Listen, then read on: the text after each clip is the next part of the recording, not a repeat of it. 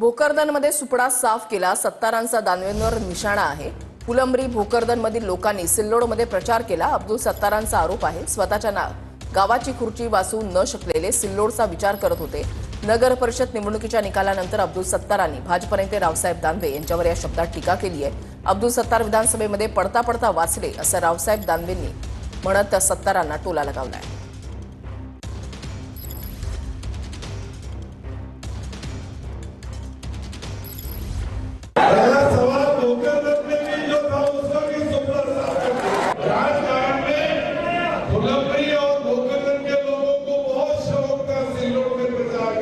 खुद की अपनी कुर्सी नहीं बचा सकते, अपने काम नहीं बचा सकते, वो सिल्लोड के बारे में सोच रहे थे। उनकी तुम तो हमारा सिल्लोड में कुछ बिगाड़ नहीं सकते, लेकिन हम भोकरदन में जरूर बिगाड़ सकते।